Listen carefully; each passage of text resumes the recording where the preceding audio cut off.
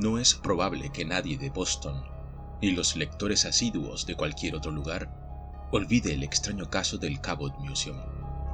La publicidad que dieron los periódicos a esa momia infernal, las antiguas y terribles leyendas vagamente relacionadas con ella, la morbosa oleada de interés y los cultos que nacieron en torno suyo durante el año 1932, junto con el espantoso final de los dos intrusos, ocurrido el día 1 de diciembre de aquel año, fueron circunstancias que dieron lugar a uno de esos misterios clásicos que se perpetúan a través de las generaciones como tema de tradición popular y llegan a convertirse en el núcleo de auténticos ciclos mitológicos de terror. Todo el mundo parece darse cuenta, además, de que se ha suprimido algo muy vital, algo espantoso, de las informaciones ofrecidas al público sobre su horrible desenlace. Las alusiones que se hicieron en un principio acerca del estado de uno de los dos cuerpos fueron soslayadas y pasadas por alto con demasiada precipitación. Tampoco se dio publicidad a las extraordinarias modificaciones experimentadas por la momia. Y otra cosa que sorprendió al público fue el hecho singular de que nunca más se restituyera la momia a la vitrina donde estuvo expuesta. En estos tiempos en que la taxidermia ha progresado tanto, el pretexto de que su estado de desintegración hacía imposible exhibirla parece particularmente endeble. Como miembro del Gabinete de Conservación del museo, estoy en condiciones de revelar todos los hechos omitidos, aunque no lo haré en tanto que me encuentre con vida.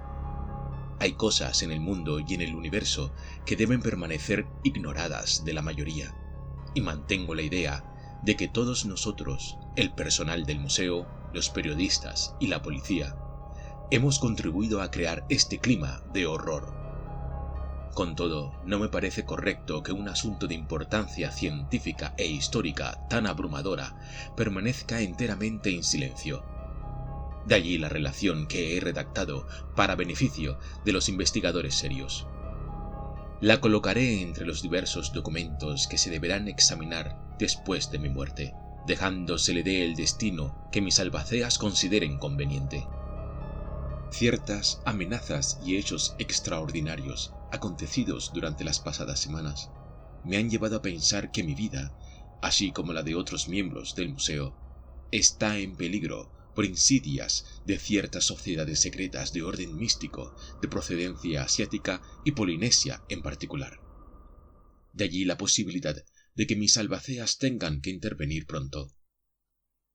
Nota de los albaceas. El Dr. Johnson murió de modo repentino en una crisis cardíaca, pero bajo circunstancias un tanto misteriosas, el 22 de abril de 1933. Wentworth Moore, taxidermista del museo, desapareció a mediados del mes anterior. El 18 de febrero del mismo año, el Dr. William Maynot, que dirigió la autopsia relacionada con el caso, fue apuñalado por la espalda, falleciendo al día siguiente. Creo que los hechos debieron comenzar allá por el año 1879, mucho antes de dimitir yo de mi cargo, a raíz del momento en que el museo adquirió aquella misteriosa momia a la Orient Shipping Company. Su descubrimiento constituyó en sí un suceso ominoso, ya que provenía de una cripta de origen desconocido y de fabulosa antigüedad, hallada en un islote que emergió repentinamente del fondo del Pacífico. El 11 de mayo de 1878, el capitán Charles Waterby, del carguero Eridanus, que había zarpado de Wellington, Nueva Zelanda, con rumbo a Valparaíso, Chile, avistó una isla de evidente origen volcánico, no consignada en las cartas de navegación. Emergía de la mar en forma de cono truncado. El capitán Waterby bajó a tierra al mando de una expedición. Las abruptas laderas por las que ascendieron mostraban claras huellas de una prolongada inmersión, en tanto que en la cima descubrieron señales recientes de destrucción, tal vez producidas por un temblor de tierra. Entre las rocas dispersas había sólidas piedras de forma manifiestamente artificial. Tras una breve inspección se dieron cuenta de que se hallaban ante una de esas obras de sillería que se encuentran en ciertas islas del Pacífico y que constituyen un perpetuo enigma arqueológico. Finalmente los marineros entraron en una sólida cripta de piedra que, al parecer, había formado parte de un edificio mucho más grande, construido originalmente bajo tierra, y allí, acurrucada en un rincón, hallaron la momia espantosa. Después de unos instantes de perplejidad ante la visión de los relieves que adornaban los muros, los hombres se decidieron a llevarse la momia al barco, no sin gran repugnancia y miedo de tocarla.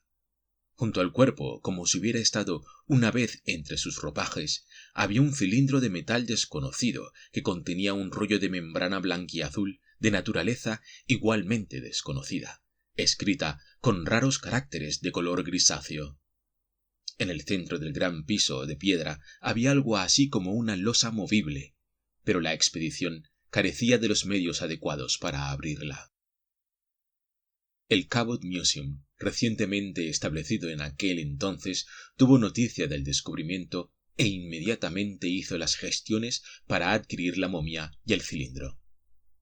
Pickman, miembro también del museo, realizó un viaje a Valparaíso y equipó una goleta para hacer un reconocimiento de la cripta donde habían descubierto el ejemplar. Pero se llevó un chasco. En la marcación registrada de la isla no se veía más que la ininterrumpida superficie de la mar.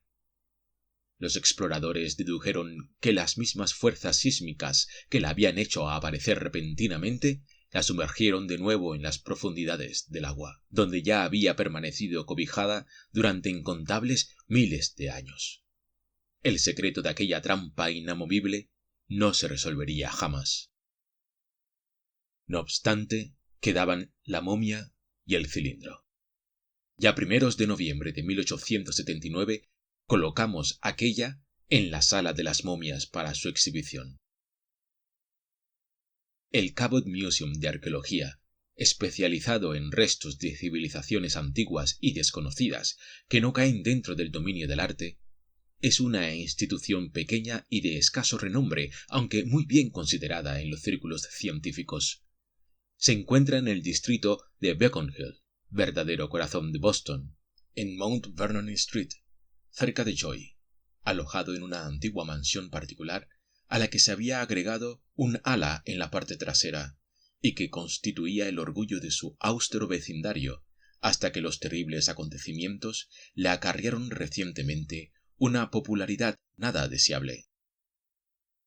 La sala de las momias, que ocupaba el lado oeste de la segunda planta del edificio primitivo proyectado por Bulfinch y erigido en 1819, está considerada por historiadores y antropólogos como la mejor de América en su género. En ella pueden encontrarse muestras características de las técnicas egipcias de momificación, desde los primitivos ejemplares de Saqqara hasta los últimos intentos coptos de la 18ª dinastía. También hay momias de otras culturas, incluso ejemplares hallados recientemente en las islas Aleutianas, figuras agonizantes pompeyanas sacadas en escayola de los trágicos vaciados que se encontraron entre las cenizas que inundaron la ciudad, cuerpos momificados por causas naturales, hallados en minas y otras excavaciones procedentes de todas partes, algunos sorprendidos en posturas grotescas ocasionadas por la angustia de la muerte. En una palabra, hay de todo lo que cabe esperar de una colección de este género. En 1879, naturalmente, la colección era mucho más amplia que hoy. No obstante, aún entonces era ya considerable. Pero aquel cuerpo horrible hallado en la cripta ciclópea de una isla efímera fue siempre la principal atracción y estuvo rodeado del misterio más impenetrable. La momia correspondía a un hombre de estatura mediana, de raza desconocida, colocado en cuclillas, aunque de una forma bastante extraña. El rostro, protegido a medias por unas manos casi en forma de garras, tenía la mandíbula inferior extraordinariamente pronunciada, en tanto que las arrugadas facciones mostraban una expresión de pavor tan espantosa que pocos espectadores podían contemplarla con indiferencia. Sus ojos estaban cerrados, con los párpados apretados fuertemente sobre unos ojos abultados y saltones. Conservaba algunos mechones de cabello y de barba del mismo color ceniciento que el resto. La contextura del cuerpo aquel era mitad piel y mitad piedra, lo que planteaba un problema insoluble a los expertos que trataban de averiguar cómo había sido embalsamado. En ciertos sitios se veían pequeñas roturas, agujeros producidos por el tiempo y el deterioro. Aún conservaba pegados a la piel algunos jirones de un tejido peculiar, con rastros de dibujos desconocidos. Sería muy difícil decir por qué exactamente resultaba tan horrible. En primer lugar, se sentía ante ella una impresión vaga e indefinible de ilimitada antigüedad, de algo absolutamente ajeno a nosotros, como si se asomara uno al borde de un abismo de insondable tiniebla. Pero fundamentalmente era la expresión de pánico cerval que se leía en aquel rostro arrugado, prognático, medio escudado por las manos. Semejante símbolo de terror infinito, cósmico, diría yo, no podía menos de comunicar ese sentimiento al espectador, entre brumas de misterio y vana conjetura. Algunos de los que solían frecuentar el Cabot Museum para visitar esta reliquia de un mundo anterior y olvidado, no tardaron en adquirir fama de impíos. Pero la institución en sí, gracias a su reserva y discreción, no se vio envuelta en el sensacionalismo popular. En el pasado siglo, esta clase de prensa no había invadido el campo del saber hasta el extremo que ha llegado hoy. Como es natural, los sabios procuraron hacer todo lo posible por clasificar aquel objeto espantoso, aunque sin éxito alguno. Las teorías de una civilización desaparecida en el Pacífico, de la que quizá fuesen vestigios probables las esculturas de la isla de Pascua y las construcciones megalíticas de Ponapé y de Nan Matal, era bastante común entre los eruditos. Las revistas especializadas suscitaban variadas y frecuentes polémicas en torno a un posible continente primordial, cuyas cimas más elevadas sobrevivían en las miríadas de islas de Melanesia y Polinesia.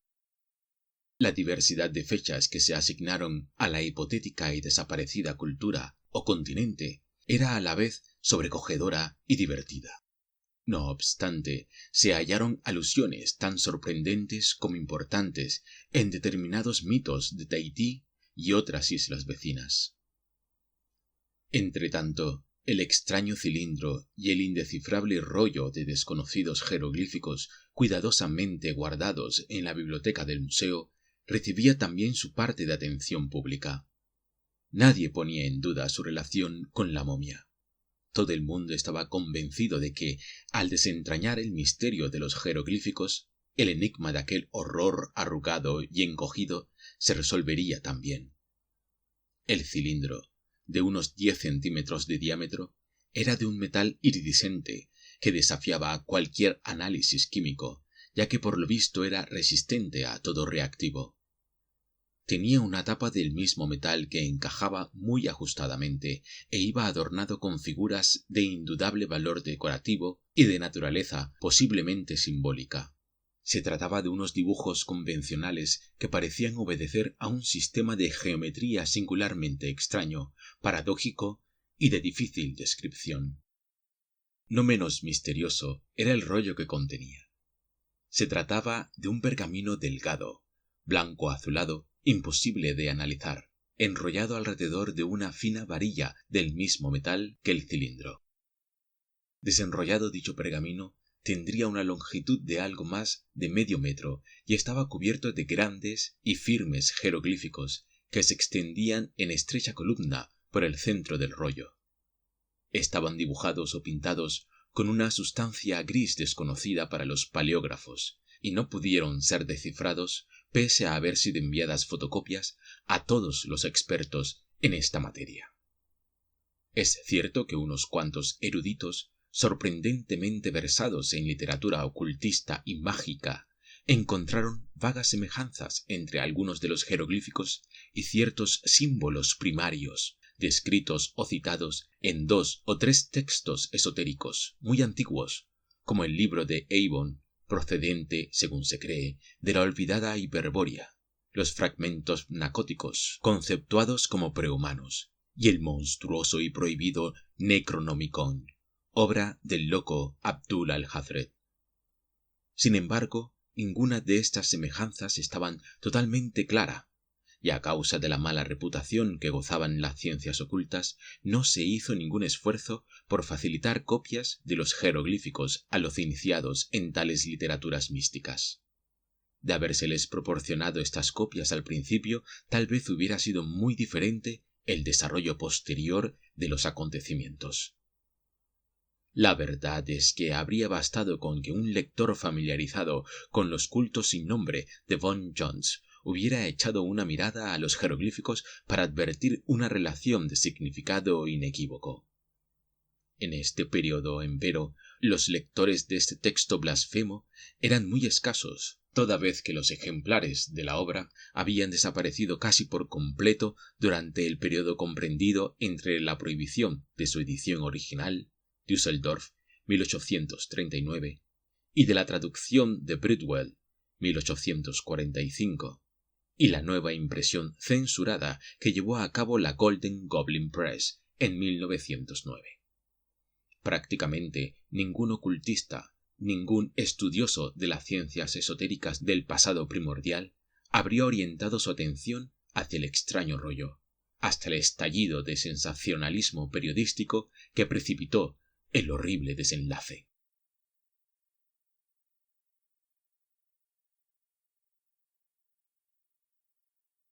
Así pues, el tiempo transcurrió en forma relativamente apacible durante los 50 años siguientes a la instalación de la espantosa momia en el museo. Aquella criatura horrible adquirió cierta celebridad local entre la gente cultivada de Boston, pero nada más.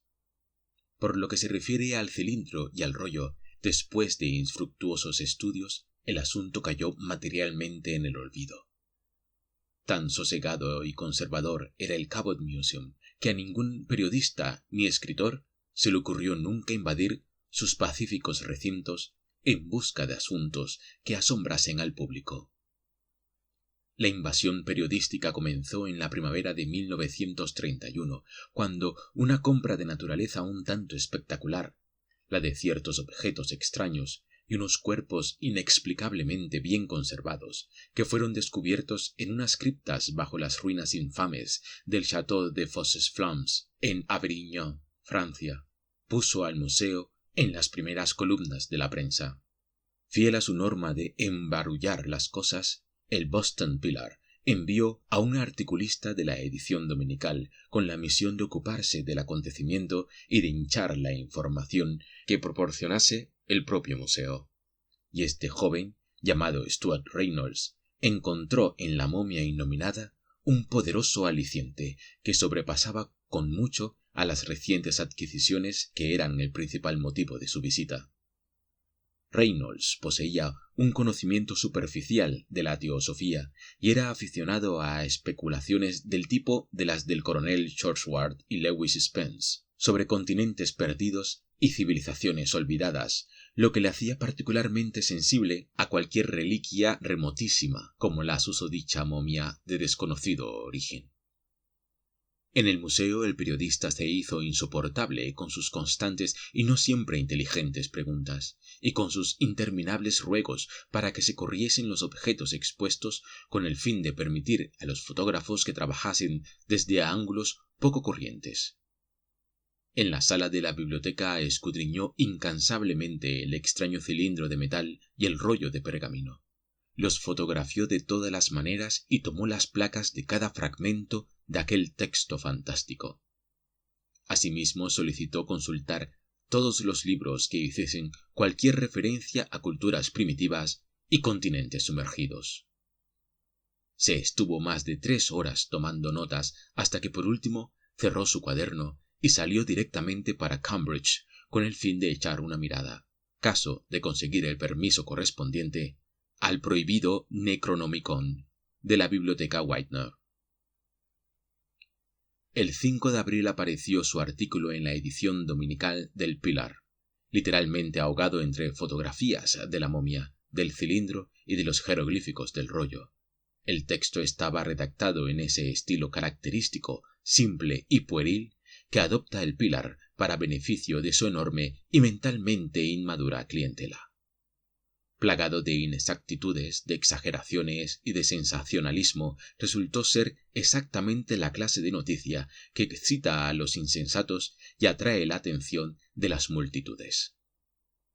La consecuencia fue que el museo, de sosegada vida hasta entonces, comenzó a llenarse de una muchedumbre parlanchina y fisgona que nunca había conocido sus majestuosos corredores.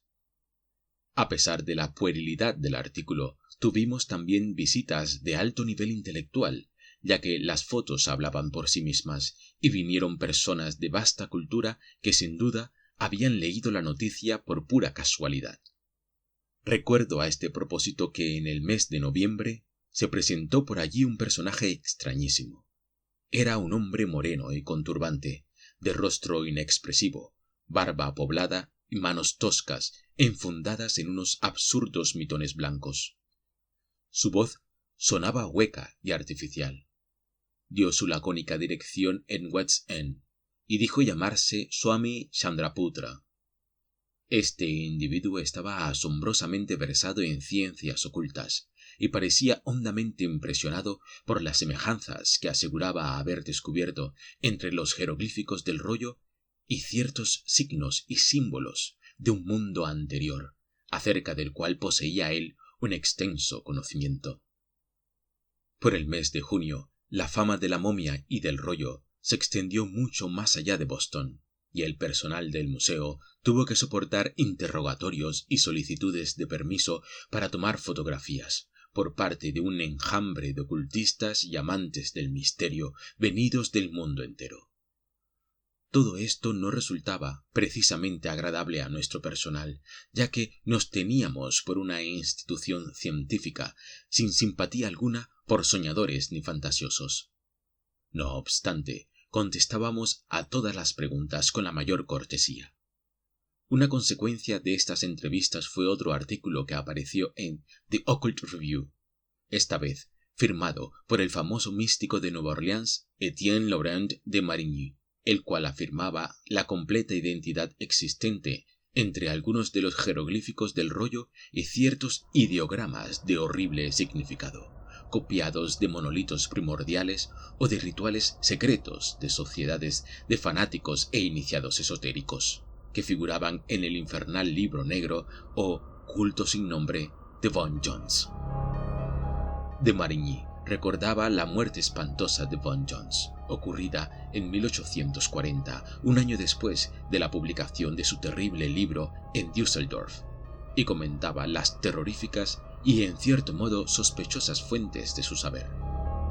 Sobre todo subrayaba el enorme interés que tenían para el caso ciertos relatos de Von Jones relativos a los tremendos ideogramas que él reproducía en su libro. No podía negarse que estos relatos, en los que se citaban expresamente un cilindro y un rollo, sugerían, cuando menos, cierta afinidad con los objetos del museo. Aún así, eran de una extravagancia tal, puesto que suponían periodos enormes de tiempo y fantásticas anomalías de un mundo anterior, que se sentía uno mucho más inclinado a admirarlos que a creerlos. Admirarlos, ciertamente, el público los admiraba, puesto que el espíritu de imitación en la prensa es universal. En todas partes surgieron artículos ilustrados en los que se hablaba de los relatos del libro negro. Se los relacionaba con el horror de la momia. Se comparaban los dibujos del cilindro y los jeroglíficos del rollo con las figuras reproducidas por Von Jones, y en todos ellos se aventuraban las teorías más disparatadas y chocantes. La concurrencia del museo se triplicó, y este creciente interés lo veíamos confirmado a diario por la abultada correspondencia, superflua, insustancial en la mayoría de los casos, que sobre este tema se recibía en el museo. Evidentemente la momia y su origen, para el público imaginativo, constituyeron el tema más apasionante de los años 1931 y 1932. Por lo que respecta a mí mismo, el efecto principal de este furor fue el de hacerme leer el monstruoso libro de Von Jones, en la edición de Golden Goblin. Su lectura atenta me dejó confuso y asqueado, aunque me sentí dichoso de no haber manejado el texto íntegro en su edición original.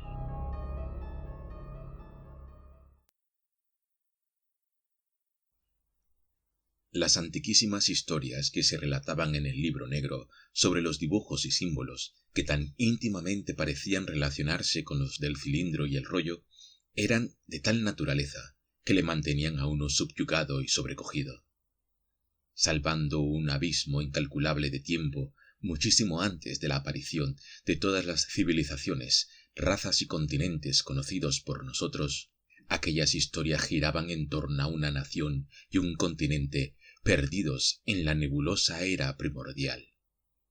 Aquel país era conocido legendariamente con el nombre de Mu, y según ciertas tablillas escritas en la primigenia lengua nahuatl, floreció hacia 200.000 años, cuando la desaparecida Hiperbórea rendía un culto sin nombre al dios amorfo Tzazogua.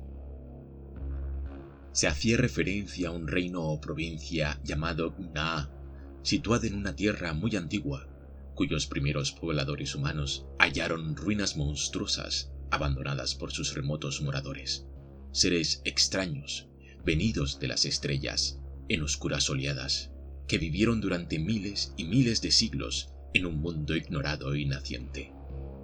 Naa era un lugar sagrado, puesto que en su centro de frío basalto se elevaba orgulloso el monte de Yadizgó, coronado por una fortaleza gigantesca de piedras enormes, infinitamente más viejas que el género humano, y edificada por razas de Yugoth que habían venido a colonizar nuestro planeta antes del primer brote de vida terrestre. La raza de Yugoth se había extinguido varios eos antes, pero había dejado tras ella algo monstruoso y terrible que no desaparecería jamás: su dios infernal o demonio protector, Ghatanozoa, que había descendido a las criptas subterráneas del Yadizgó para iniciar allí una vida latente y eterna. Ningún ser humano había subido jamás por las laderas del Yadizgó, ni había visto aquella fortaleza infame sino como una silueta lejana y exótica que se recortaba contra el cielo. Sin embargo, muchos autores estaban de acuerdo en afirmar que Ghatanozoa estaba allí todavía, oculto, enclaustrado en los insospechados abismos que se hundían bajo los muros megalíticos. En todo tiempo hubo siempre partidarios de hacer sacrificios a Ghatanozoa, a fin de que no abandonase sus tenebrosas moradas y emergiera en el mundo de los hombres, como había sucedido en los remotísimos tiempos de la raza Yugoth. Se decía que si no se le ofrecía ninguna víctima, Ghatanozoa se arrastraría hacia la luz como una exudación de las tinieblas y se derramaría por las laderas de basalto del Yadizgó, arrasando y destruyendo todo aquello que encontrara a su paso. Ningún ser vivo podía contemplar a Ghatanozoa, ni siquiera una imagen suya por pequeña que fuese, sin sufrir algo peor que la muerte. La visión del dios o de su imagen, como aseguraban las leyendas de Yugoth, significaba una parálisis y petrificación de lo más sorprendente y extraño. La víctima se convertía en piedra y cuero por fuera, en tanto que en su interior el cerebro permanecía perpetuamente vivo, fijo y preso a través de los siglos, enloquecedoramente consciente del paso interminable de los años, en una irremediable pasividad, hasta que el azar o el tiempo consumasen la destrucción de la corteza pétrea que lo aprisionaba, exponiéndose a la muerte. La mayoría de esos cerebros, naturalmente, enloquecían muchísimo antes de que les llegara su último descanso, diferido a tantos evos después. Ningún ojo humano, se decía, había visto jamás a Ghatanozoa, aunque el peligro, en la actualidad, era tan grande como lo había sido en tiempos de la raza de Yugoth. Y así, había un culto en Naa en el que se adoraba a Ghatanozoa, y cada año se sacrificaban 12 guerreros y 12 doncellas. Estas víctimas eran ofrecidas en los altares del templo de mármol, al pie de la montaña, ya que nadie se atrevía a subir la ladera de basalto del Yadizgó y acercarse a la fortaleza ciclópea de su cresta. Inmenso era el poder de los sacerdotes de Ghatanozoa, porque de ellos dependía la protección de Gna y de toda la tierra de Mu contra la aparición petrificadora de la terrible deidad.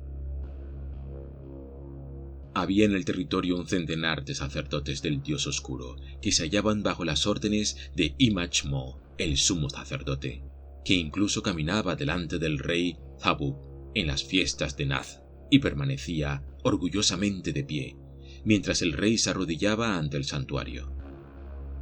Cada sacerdote poseía una casa de mármol, un cofre de oro, 200 esclavos y 100 concubinas, a lo que se sumaba una completa inmunidad respecto a la ley civil y un poder absoluto sobre la vida y la muerte de todos los habitantes de Gna, excepto los sacerdotes del rey.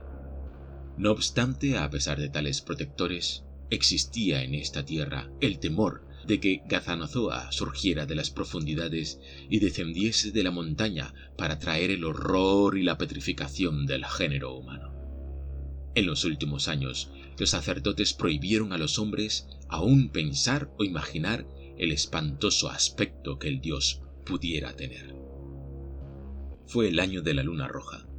Von Jones lo estima entre el 173 y 148 a.C., cuando un ser humano se atrevió, por vez primera, a desafiar a Ghatanothoa y la tremenda amenaza que representaba. Este hereje temerario fue Tuyok, sumo sacerdote de Chub-Niggurath y guardián del templo de cobre de la cabra de los 1000 hijos. Tuyok había meditado mucho sobre los poderes de los diferentes dioses y había tenido extraños sueños y revelaciones sobre la vida de este mundo y de los mundos anteriores. Al final, convencido de que los dioses favorables al hombre podrían ser llamados a aliarse contra los dioses hostiles, creyó que Chub-Niggurath, Nuk y Yeb, así como Yik, el dios serpiente, estarían dispuestos a formar una coalición con el hombre y luchar contra la tiranía de Ghatanothoa. Inspirado por la diosa madre, Tuyok escribió una fórmula extraña en los caracteres hieráticos de la lengua naakal, con la que creía inmunizar al que la poseyera contra el poder petrificador del dios oscuro. Con esta protección, pensó, le sería posible a un hombre intrépido emprender la ascensión de la temible pendiente de basalto y penetrar por primera vez en los anales de la historia en la ciclópea fortaleza bajo la cual Ghatanothoa vivía en la muerte. Enfrentándose con el dios y bajo la protección de Chub-Niggurath y de sus hijos, Tuyok creía que podría vencerlo, salvando así al género humano de su latente amenaza. Una vez liberada la humanidad gracias a él, podría exigir honores sin límites. Todos los privilegios de los sacerdotes de Ghatanothoa le serían transferidos forzosamente a él, y aún la dignidad de rey o la del dios estarían al alcance de su mano. Tuyok escribió su fórmula protectora sobre una tira de membrana de hexágono, según Von Jones, epitelio interno del extinguido saurio Yakuth, y la guardó en un cilindro hueco de metal Lagh, desconocido hoy en toda la tierra, que habían traído los dioses arquetípicos desde Yugoth. Este talismán oculto entre sus vestiduras sería una garantía contra Ghatanothoa, pero además tendría la virtud de devolverles la vida a las víctimas petrificadas del dios oscuro, caso de que ese ser monstruoso surgiese y comenzase su obra devastadora. De este modo, se propuso subir a la montaña, irrumpir en la ciudadela y desafiarle en su propia madriguera. Era imposible saber lo que pasaría después, pero la esperanza de ser el salvador de la humanidad daba una fuerza irrefrenable a su voluntad. Pero Tuyok no había contado con la envidia y el interés de los sacerdotes de Ghatanothoa. No bien acabaron de oír el plan que se proponía, y viendo amenazados el prestigio y los privilegios de que gozaban si era destronado el dios demonio, elevaron clamorosas protestas contra lo que calificaron de sacrilegio y gritaron que ningún hombre podía vencer a Ghatanothoa y que cualquier intento de ir en busca suya serviría únicamente para despertar su ira contra toda la humanidad, cosa que ninguna fórmula ni rito podría impedir. Con aquellas voces esperaban predisponer a las turbas contra Tuyok. Sin embargo, era tal el anhelo del pueblo por liberarse de Ghatanothoa y tal su confianza en la habilidad y el celo de Tuyok que todas las protestas fueron inútiles. Incluso el rey, que generalmente era un títere de los sacerdotes, se negó a prohibir la atrevida aventura. Fue entonces cuando los sacerdotes de Katanozoa hicieron en secreto lo que no habrían podido hacer abiertamente. Una noche, Imachmo, el sumo sacerdote, se introdujo clandestinamente en la cámara de Tuyok y le sustrajo el cilindro de metal mientras dormía. Sacó en silencio el texto poderoso y colocó en su lugar otro muy parecido, pero totalmente ineficaz contra dioses ni demonios. Una vez restituido el cilindro, Imachmo se sintió satisfecho. No era probable que Tuyok revisara el manuscrito. Al creerse protegido por el verdadero rollo, el hereje marcharía hacia la montaña prohibida hasta la presencia maligna. Y Katanozoa, sin freno de magia alguna, haría lo demás. Ya no era necesario predicar contra esa aventura. Que siguiese Tuyok su camino, que él encontraría su perdición. En secreto, los sacerdotes guardarían siempre el rollo robado, el auténtico, el verdadero talismán, el cual pasaría de un sumo sacerdote a otro por si en el futuro se hiciera necesario alguna vez contravenir la voluntad del dios demonio. Y así, Imachmo durmió el resto de la noche en una gran paz con la fórmula auténtica bajo su poder. Al amanecer del Día de las Llamas Celestes, denominación convencional de Bon Jones, Tuyok, entre oraciones y cánticos del pueblo y con la bendición del rey Tabú sobre su frente, comenzó la ascensión de la terrible montaña. Llevaba un bastón de vara de Tlaz en la mano derecha y el estuche sepultado entre sus ropajes. No había descubierto la impostura, ni tampoco descubrió la ironía que ocultaban las oraciones de Imachmo y los demás sacerdotes de Katanozoa, salmodiadas en pro de su protección y éxito. Aquella mañana el pueblo contempló la diminuta silueta de Tuyok, que se esforzaba en ascender por la lejana ladera de basalto, y aún siguieron mirando después de haberle visto desaparecer tras un reborde peligroso de las rocas. Por la noche, los más imaginativos creyeron percibir un débil temblor convulsivo en la cumbre, aunque nadie quiso tomar en serio esta afirmación. Al día siguiente, las muchedumbres no hicieron sino rezar y vigilar la montaña, preguntándose cuánto tardaría Tuyok en regresar. Y lo mismo hicieron al otro día y al otro. Durante varias semanas mantuvieron la esperanza y aguardaron. Después comenzaron a llorarle. Nadie volvió a ver a Tuyok, el único que pudo haber salvado a la humanidad de sus terrores.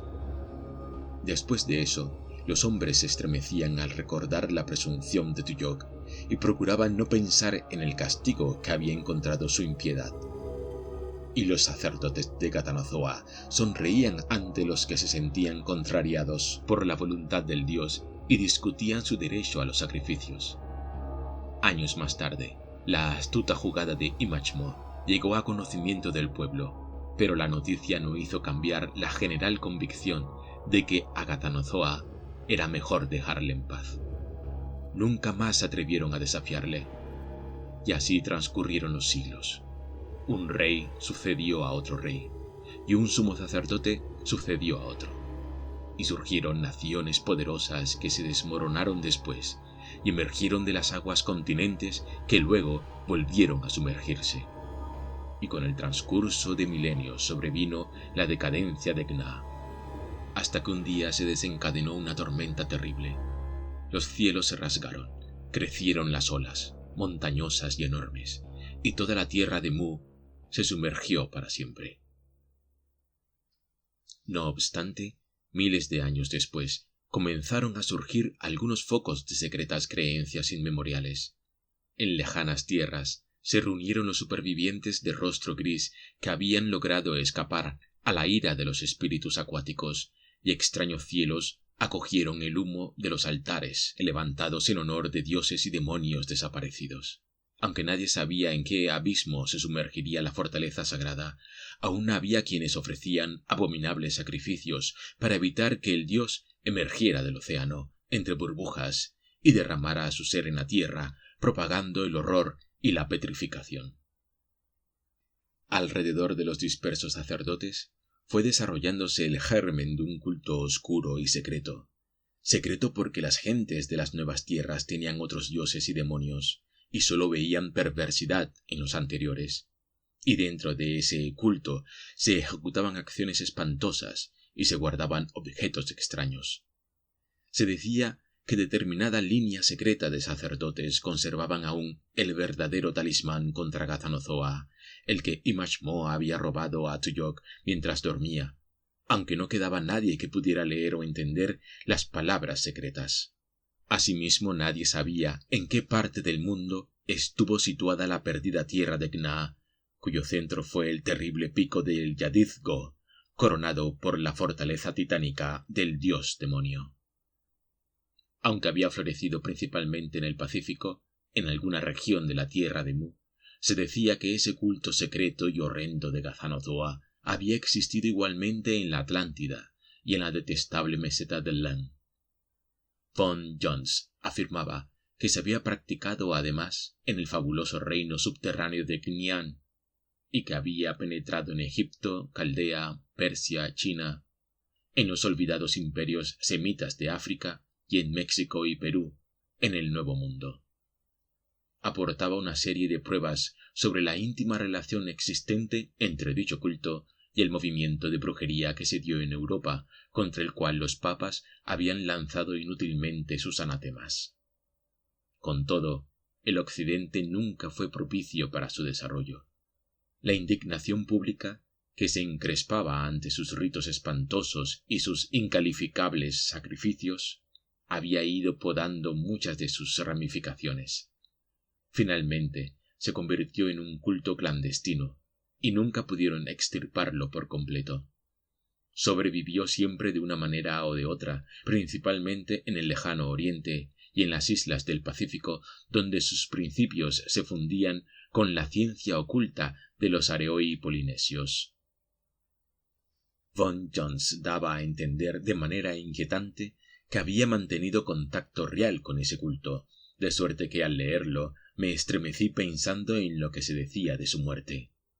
Hablaba de la propagación de ciertas ideas relacionadas con la aparición del dios demonio, al que ningún hombre, excepto el malogrado Tuyok, que no volvió jamás de su aventura, ha visto, y ponía de relieve la diferencia entre esa afición a especular y el tabú que vedaba en el antiguo Mu todo intento de imaginar siquiera aquel horror. Aquellos relatos de fascinación y pavor estaban preñados de una curiosidad morbosa por conocer la índole del ser con que Tuyok fue a enfrentarse en el edificio prehumano que coronaba la temida montaña, ahora sumergida bajo las aguas. Después, todo había terminado, ¿realmente? Las insidiosas alusiones del erudito alemán me llenaban de un extraño desasosiego. La hipótesis que el mismo Von Jones formulaba sobre el paradero del rollo robado del auténtico y sobre el empleo que finalmente le habían dado me producía en casi la misma ansiedad. Pese a mi convicción de que todo aquel asunto era puramente imaginario, no podía evitar un estremecimiento al pensar si un día llegara a aparecer el dios monstruoso, y al imaginar el cuadro de una humanidad transformada repentinamente en una raza de estatuas deformes, cada una con su cerebro vivo, condenada a la conciencia inerte e irremediable por un número incalculable de milenios. El viejo sabio de Düsseldorf tenía una ponzoñosa manera de sugerir más de lo que afirmaba expresamente, cosa que me hizo comprender por qué habían perseguido su libro en tantos países, tachándolo de blasfemo, peligroso e impuro. Ciertamente el texto a aquel me producía malestar, aunque al mismo tiempo ejercía sobre mí una diabólica fascinación, de suerte que no pude dejarlo hasta haberlo terminado. Las reproducciones de dibujos y de ideogramas de Mu eran maravillosamente parecidas a los trazos del extraño cilindro y a los caracteres del rollo, y todo el libro estaba lleno de detalles que sugerían vagas, alarmantes sospechas de afinidad con muchas cuestiones relativas a la momia, el cilindro y el rollo, su hallazgo en el Pacífico, el testimonio insoslayable del viejo capitán Watherby, según el cual la cripta ciclopia donde fue descubierta la momia había estado enclavada en los cimientos de un inmenso edificio. En cierto modo, me alegraba de que hubiera desaparecido aquella isla volcánica antes de que alguien consiguiera abrir la enorme trampa de su cripta.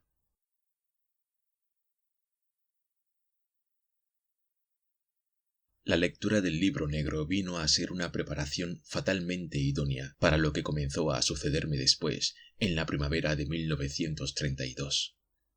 No recuerdo cuándo empezaron a llamarme la atención las noticias cada vez más frecuentes sobre la intervención de la policía en la represión de ciertos cultos orientales.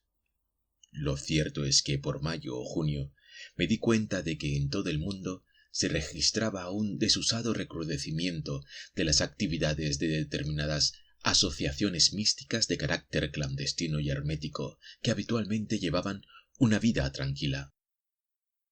Probablemente jamás habría llegado yo a relacionar esas noticias con el texto de Von Jones, o con el frenético entusiasmo del público por la momia y el cilindro del museo, de no ser por ciertas expresiones y analogías. La prensa se encargaba de subrayarlas continuamente, con los ritos y las declaraciones de sus dirigentes.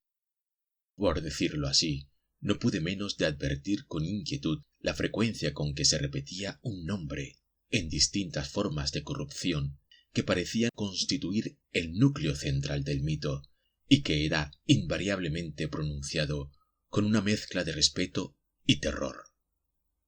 Algunas fórmulas textuales lo citaban como Gatanta, Tanotá, Zanza, Gatán y Tan. Las sugerencias de los numerosos aficionados al ocultismo que me escribían eran innecesarias para hacerme ver en estas variantes un tremendo parentesco con el monstruoso nombre consignado por Von Jones, Catanozoa. Había otros aspectos inquietantes, además.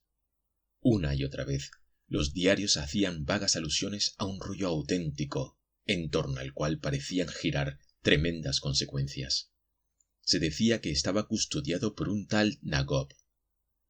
Asimismo, había una insistente repetición de un nombre que sonaba algo así como Tok, Tiok, Jok, Zop o Yup, que yo, cada vez más excitado, relacionaba involuntariamente con el nombre del desdichado hereje Tiyok, como se le llamaba en el libro negro.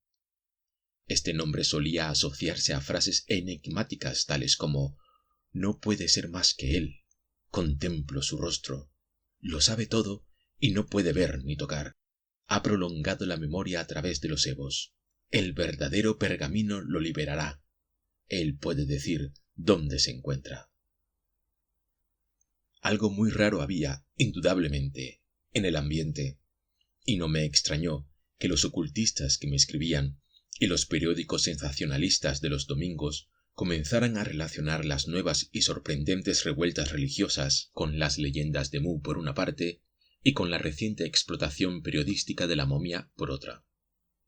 Los extensos artículos de los primeros momentos, sus insistentes comentarios sobre la momia, el cilindro y el rollo, su relación con el libro negro y sus fantásticas especulaciones sobre el asunto entero, muy bien podían haber despertado el fanatismo latente de aquellos centenares de grupos clandestinos que tanto abundan en nuestro complejo mundo. La prensa, por su parte, no cesaba de echar leña al fuego. Los relatos sobre las revueltas eran aún más atroces que las historias que yo había leído sobre el asunto. Al acercarse el verano, los vigilantes del museo observaron un curioso cambio en el público que, después de la calma que sucedió al primer impacto publicitario, comenzaba de nuevo a frecuentar el museo en una segunda oleada de entusiasmo.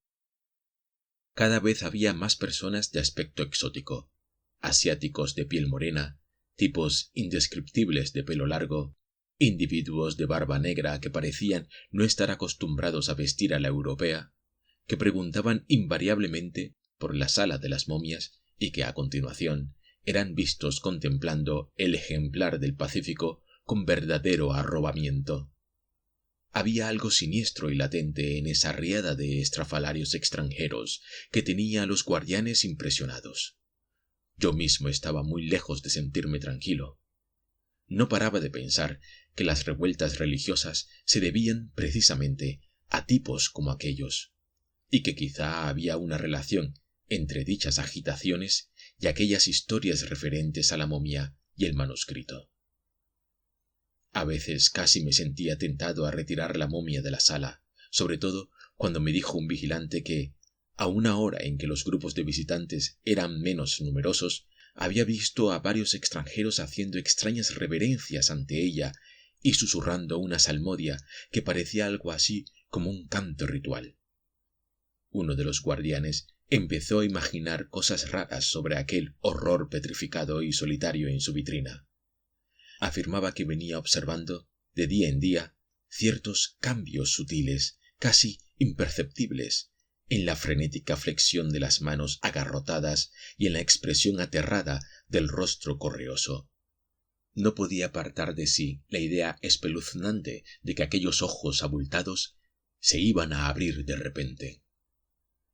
A primeros de septiembre disminuyó la masa de gentes extrañas, y la sala de momias se llegó a encontrar vacía algunas veces. Hubo entonces un intento de apoderarse de la momia cortando el cristal de su vitrina. El delincuente, un atezado polinesio, fue sorprendido a tiempo por un guardián y detenido antes de que pudiera causar ningún desperfecto. Realizadas las investigaciones pertinentes, el individuo resultó ser un hawaiano, conocido por su participación en determinados cultos secretos y del cual poseía la policía abundantes antecedentes relacionados con ritos y sacrificios humanos. Algunos de los papeles encontrados en su habitación eran de lo más desconcertante, en particular un montón de cuartillas con jeroglíficos asombrosamente parecidos a los del rollo del museo y a las reproducciones del libro negro de Von Jones. Pero no se le pudo hacer hablar sobre este asunto. Escasamente una semana después del incidente, hubo otro intento de llegar hasta la momia, seguido de un segundo arresto. Esta vez, el transgresor había intentado forzar la cerradura de la vitrina. Se trataba de un cingalés que tenía un historial tan largo como el del hawaiano y que, como él, se negó a hacer declaraciones a la policía. Lo curioso de este caso era que poco antes un guardián había sorprendido a nuestro hombre dirigiendo a la momia un canto muy singular en el que repetía claramente la palabra Tiok. En vista de todos estos desagradables incidentes, redoblé la vigilancia en la sala de las momias y ordené que en adelante no perdieran de vista el famoso ejemplar ni un solo momento. Como es de comprender, la prensa sacó partido del asunto. Volvió a repetir sus anteriores comentarios sobre la fabulosa tierra de Mu y proclamó con osadía que la momia no era sino el temerario hereje Tiyok, petrificado por la visión que había sufrido en la antiquísima ciudadela, conservándose en este estado durante 175.000 años de la turbulenta historia de nuestro planeta. Y puso de relieve y repitió hasta la saciedad que los extraños visitantes practicaban los ritos de Mu y que acudían a venerar la momia, o quizá intentar devolverla a la vida mediante hechizos y encantamientos. Los periodistas referían continuamente la vieja leyenda según la cual el cerebro de las víctimas de Gatanozoa permanecía consciente e intacto. Este tema servía de base para una serie de especulaciones inverosímiles y disparatadas. El asunto del rollo auténtico recibió también la debida atención. Según la opinión más generalizada, la fórmula que le fue robada a Tiok se hallaba en alguna parte, y los miembros de la secta que la conservaba estaban tratando de ponerse en contacto con el mismo Tiok, aunque no se sabía con qué fin. Consecuencia de este planteamiento del problema fue la tercera oleada de visitantes que nuevamente empezó a invadir el museo para admirar la momia infernal que servía de eje a todo este extraño e inquietante asunto. Entre las personas que venían al museo, muchas de ellas hacían repetidas visitas, se comentaba cada vez más el cambio levísimo que había experimentado la momia. Me figuro, pese a la poca tranquilizadora observación que nuestro nervioso vigilante había hecho unos meses antes, que el personal del museo estaba excesivamente acostumbrado a ver formas extrañas para prestar una estrecha atención a los detalles. En cualquier caso, los excitados comentarios de los visitantes hicieron que los vigilantes acabaran por advertir el cambio que, por lo visto, se iba produciendo. Casi al mismo tiempo, la prensa volvió a coger el tema, con los escandalosos resultados que era de esperar. Naturalmente presté al caso una mayor atención, y a mediados de octubre me di cuenta de que se había iniciado en la momia un proceso de desintegración. Debido a algún factor químico o físico del ambiente, las fibras, mitad piedra y mitad cuero, parecían relajarse gradualmente, originando una modificación en la postura de los miembros y la expresión facial de terror. Después de 50 años de perfecta conservación, este proceso resultaba extraordinariamente desconcertante, y varias veces le pedí al Dr. Moore, taxidermista del museo, que pasase a ver el ejemplar aquel. Moore comprobó que sufría una relajación y un reblandecimiento generales, y le administró un baño astringente, por medio de pulverizadores, sin atreverse a intentar nada más por miedo a que sobreviniese una precipitada descomposición. El efecto que produjo todo esto en las multitudes fue asombroso. Hasta entonces cada noticia publicada por la prensa había atraído una marea de visitantes que venían a mirar y a murmurar en voz baja. Ahora, en cambio, aunque los periódicos hablaban sin cesar de los cambios sufridos por la momia, el público acusaba una sensación de temor que refrenaba su morbosa curiosidad. La gente parecía notar el aura que se cernía sobre el museo. En una palabra, el número de visitantes decreció notablemente, lo que puso de manifiesto que la afluencia de estrafalarios extranjeros seguía siendo la misma. El 18 de noviembre, un peruano de sangre india sufrió un extraño ataque de histerismo delante de la momia. Más tarde gritaba en el hospital: «Ha intentado abrir los ojos. Tiok ha tratado de abrir los ojos para mirarme». Por ese tiempo estaba yo decidido a ordenar que retirasen de la sala el siniestro ejemplar, pero quería esperar hasta la próxima reunión de nuestros directores. Me daba cuenta de que el museo comenzaba a gozar de una lamentable reputación en el tranquilo vecindario. Después de este último incidente, di instrucciones para que no se le permitiera a nadie detenerse más de unos pocos minutos ante la monstruosa reliquia del Pacífico. El 24 de noviembre, después de cerrarse el museo, uno de los vigilantes observó una pequeñísima ranura abierta en los ojos de la momia. El fenómeno era muy ligero. Tan solo se había hecho visible una finísima línea de córnea de cada ojo. Con todo, el fenómeno era de suma importancia. El Dr. Moore, mandado llamar inmediatamente, estaba a punto de examinar la parte visible del globo del ojo con una lente de aumento cuando, al tocar los párpados de la momia, se cerraron fuertemente otra vez. Todos los intentos de abrirlos sin forzarlos demasiado fueron en vano. El taxidermista no se atrevió a aplicar otro procedimiento. Me llamó por teléfono inmediatamente después. Cuando me lo contó sentí que me invadía un terror difícil de definir. Por un momento pude compartir la impresión popular de que algo perverso, sin forma, brotaba de insondables profundidades de tiempo y espacio y se cernía sobre el museo como una amenaza. 2 noches más tarde, un filipino mal encarado intentó esconderse en el museo a la hora de cerrar. Detenido y llevado a comisaría, se negó a dar su nombre, quedando arrestado como persona sospechosa.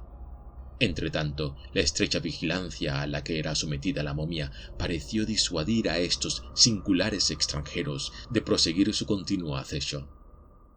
Al menos disminuyó sensiblemente el número de aquellas gentes cuando pusimos en vigor la orden de no detenerse ante ella. Durante las primeras horas de la madrugada del jueves 1 de diciembre sobrevino el desenlace. A eso de la 1 se oyeron unos espantosos alaridos de terror y de agonía que salían del museo. Las frenéticas llamadas telefónicas de los vecinos hicieron que se presentara rápidamente una patrulla de policía en el lugar, al mismo tiempo que varios funcionarios del museo, incluido yo mismo.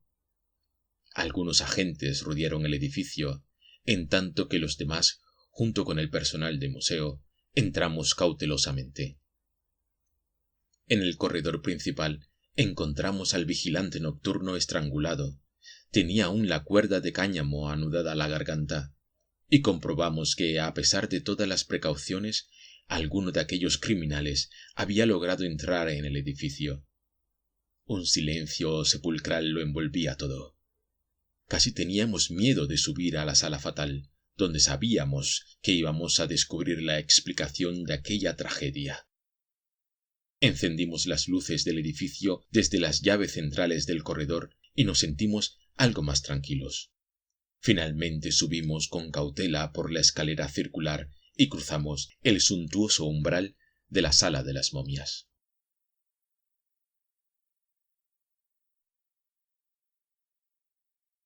A partir de ese momento, las noticias que se publicaron sobre este caso han sido sometidas a censura. Todos coincidimos en que no era aconsejable dar a conocer al público la amenaza que implican para la Tierra estos hechos. He dicho ya que encendimos las luces de todo el edificio antes de subir. Bajo los focos que iluminaban las vitrinas con sus tremendos contenidos, presenciamos un horror cuyos pormenores sugerían acontecimientos absolutamente ajenos a nuestra capacidad de comprensión.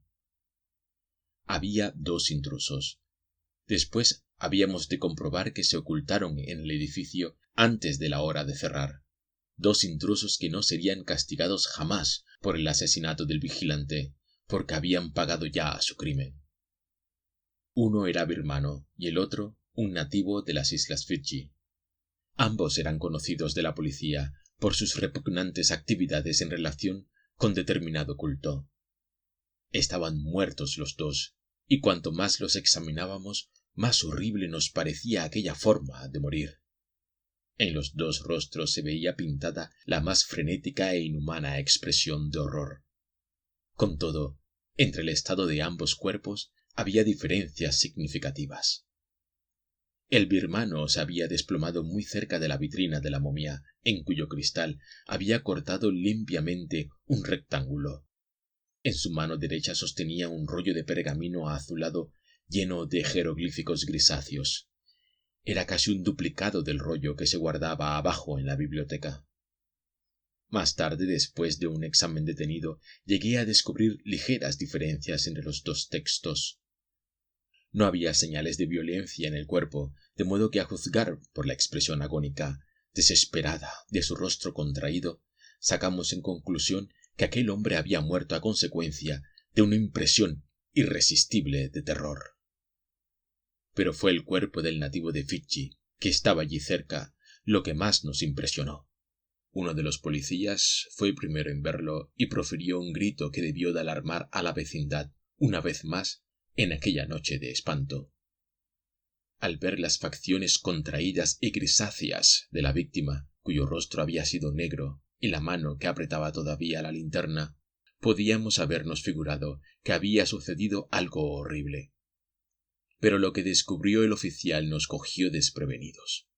Incluso ahora lo recuerdo con una repugnancia sin límites.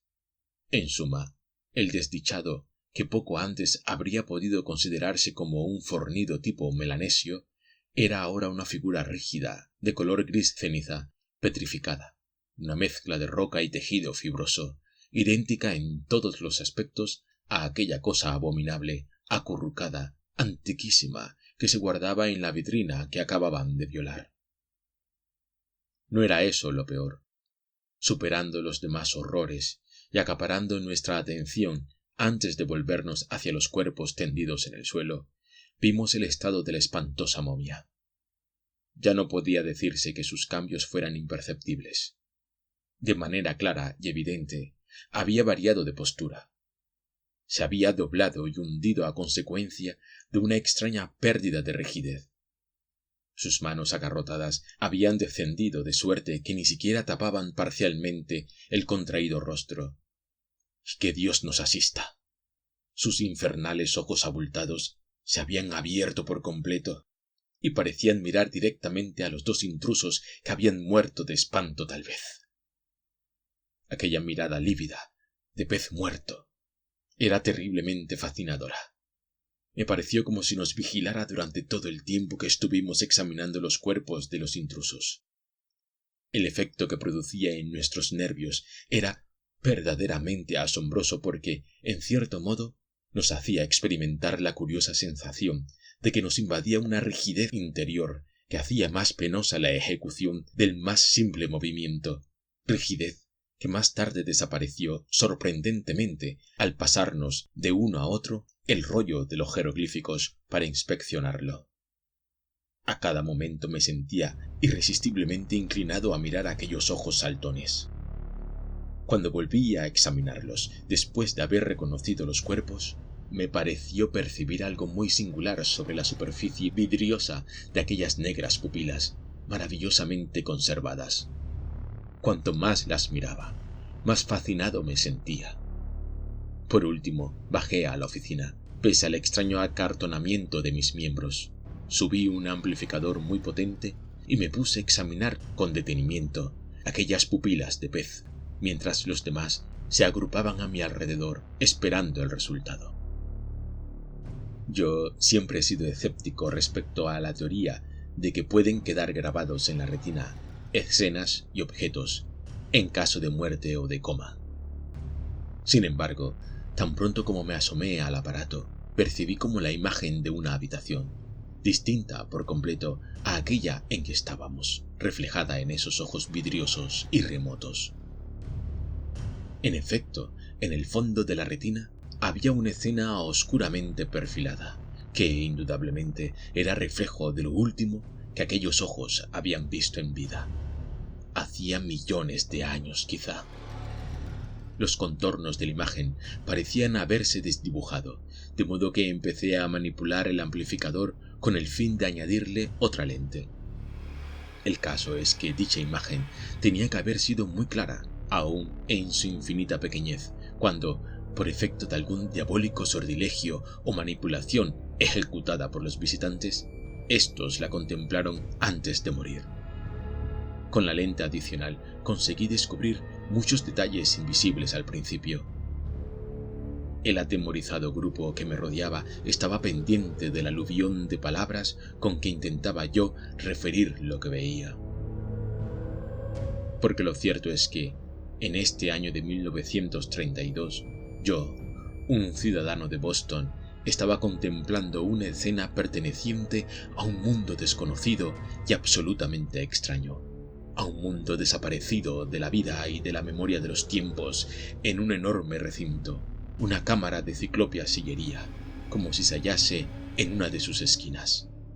En los muros había unos relieves tan horribles que, aun en esta imagen imperfecta, me produjeron náuseas por su bestialidad y perversión. Era imposible que fuesen seres humanos los que habían esculpido aquello. Imposible también que conocieran las formas humanas cuando labraron aquellos motivos espantosos que subyugaban al que los contemplaba. En el centro de la cámara había una descomunal trampa de piedra levantada para dejar paso a algo que surgía de las profundidades. Aquel ser que brotaba del mundo inferior debió de haber sido claramente visible antes. En realidad, tuvo que serlo cuando los ojos de la momia se abrieron por vez primera ante los intrusos sorprendidos por el terror. Pero bajo mis lentes solo se distinguía una mancha monstruosa. Así pues estaba examinando el ojo derecho cuando introduje en el aparato una lente de mayor aumento.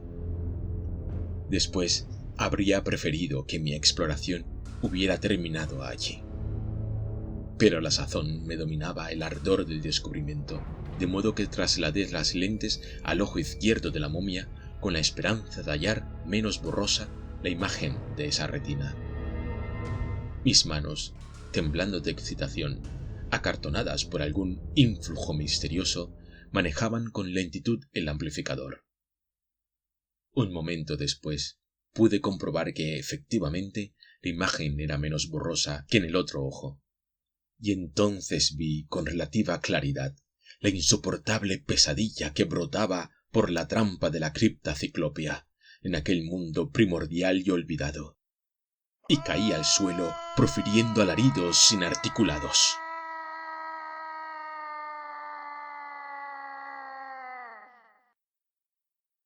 Cuando me recobré, no se veía ya ninguna imagen clara en ninguno de los dos ojos de la momia. Fue el sargento Keith el que miró con mis cristales. Yo no me sentía con ánimo para acercarme otra vez al rostro de aquella cosa abominable. Daba gracias a todos los poderes del cosmos por no haber mirado antes. Me hizo falta todo el valor, y que me lo pidieran con insistencia, para decidirme a contar lo que había visto en aquellos momentos de espantosa revelación. En verdad, no pude hablar hasta que nos trasladamos al despacho, lejos de aquella monstruosidad que no debía existir. Por entonces ya había empezado yo a concebir los más terribles presentimientos sobre la momia y sus ojos abultados. Me daba la impresión de que la momia tenía una especie de conciencia infernal, mediante la que percibía todo lo que ocurría ante ella, y que trataba en vano de comunicar algún espantoso mensaje desde los abismos del tiempo. Aquello era la locura. Consideré que, al menos, sería mejor estar lejos si tenía que contar lo que había vislumbrado. Después de todo, no era mucho lo que tenía que decir. Emergiendo, manando viscosamente de la trampa abierta de aquella cripta gigantesca, había visto una masa monstruosa, increíble, elefantina, del poder fulminador de cuya mirada no se me ocurría dudar. No me siento capaz de describirlo con palabras. Podría decir que era gigantesco, que estaba provisto de tentáculos, de probóscide, que se asemejaba a un pulpo, que era casi amorfo y deforme, mitad cubierto de escamas y mitad rugoso. Ni de manera aproximada podría reflejar el nauseabundo, el abominable horror extragaláctico y la odiosa e indecible perversidad de aquel ser híbrido de caos y tiniebla. Mientras escribo estas palabras, la asociación de ideas me hace volver a sentir debilidad y náuseas. Mientras le contaba en el despacho lo que había visto, tuve que esforzarme por no volver a desmayarme. No estaban menos impresionados los que me escuchaban. Cuando terminé, nadie se atrevió a decir una palabra durante más de un cuarto de hora. Luego hubo comentarios en voz baja, alusiones furtivas a la ciencia espantosa del libro negro, a las recientes agitaciones de orden religioso y a los siniestros acontecimientos del museo. Se habló de Gatanozoa, cuya imagen, por pequeña que fuese, podía petrificar, de Tioc, del falso pergamino, del héroe que nunca había regresado, del verdadero rollo que podía anular total o parcialmente la petrificación. ¿Había sobrevivido hasta nuestros días? Se recordaron los cultos horribles y las frases captadas al azar. No puede ser nadie más que él. Contempló su rostro, lo sabe todo y no puede ver ni tocar. Ha prolongado la memoria a través de los evos. El verdadero pergamino lo liberará. Él puede decir dónde se encuentra. Solamente cuando apuntaba la primera luz del alba, recobramos nuestro sentido común. Un sentido común que dio por asunto concluido lo que yo había vislumbrado. No había que volver más sobre esta cuestión. Dimos a la prensa algunos datos parciales, y más adelante cooperamos con ella para censurar aún estos relatos incompletos. Por ejemplo, cuando la autopsia descubrió que tanto el cerebro como los demás órganos internos del individuo de las Islas Fiji petrificado se conservaban en todo su frescor orgánico, aunque herméticamente cerrados por la petrificación de los tejidos exteriores, anomalía en torno a la cual los médicos siguen discutiendo aún, lo mantuvimos en secreto por temor a provocar una nueva oleada pública de terror. Sabíamos demasiado bien, porque las víctimas de Gatanozoa se decía que conservaban intacto el cerebro y la conciencia, el partido que los periódicos sensacionalistas sabrían sacar de este incidente. Tan solo se dijo al público que el hombre que había llevado el rollo de los jeroglíficos, el que lo había intentado depositar sobre la momia por la abertura practicada en la vitrina, no estaba petrificado, en tanto que el que no lo había llevado sí. Se nos pidió que realizásemos determinados experimentos, aplicar los 2 pergaminos al cuerpo petrificado del de Fichi y a la misma momia. Pero nosotros nos negamos rotundamente a apoyar semejantes teorías supersticiosas. Como es natural, la momia fue retirada de la sala y trasladada al laboratorio del museo, en espera de un examen realmente científico, en presencia de alguna autoridad médica competente. Recordando los acontecimientos anteriores, mantuvimos una estrecha vigilancia. A pesar de eso, hubo otro intento de entrar en el museo, el 5 de diciembre, a las 2:25 de la madrugada. El aparato de alarma funcionó inmediatamente, y el intento quedó frustrado, aunque por desgracia el criminal, o los criminales, logró escapar. Me siento profundamente agradecido de que no haya llegado hasta el público ninguna otra alusión al caso. También desearía fervientemente que no hubiese nada más que decir. Algo trascenderá, sin embargo. Es natural. Y si me ocurriese algo, no sé qué es lo que mis albaceas harán con este manuscrito. En todo caso, si llegara a publicarse, el asunto ya no estará dolorosamente reciente en la memoria de todos. Me cabe la esperanza, además, de que nadie crea en los hechos si son finalmente revelados. Eso es lo curioso del público. Cuando la prensa sensacionalista lanza algún infundio, está dispuesto a tragarse lo que sea, pero cuando se lleva a cabo una revelación sorprendente y fuera de lo común, la apartan con una sonrisa, como si fuese pura invención, para bien de la salud mental de las personas. Tal vez sea mejor así. He dicho que habíamos proyectado un examen científico de la momia.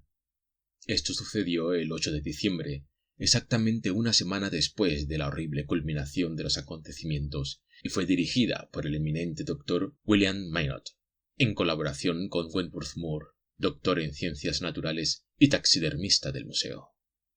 El doctor Minot había presenciado la autopsia del petrificado nativo de Fidschi la semana antes. También estuvieron presentes los señores Lawrence Cabot y Dudley Saltonstall, administradores del museo, los doctores Mason, Wells y Carver, del servicio técnico del museo, 2 representantes de la prensa y yo.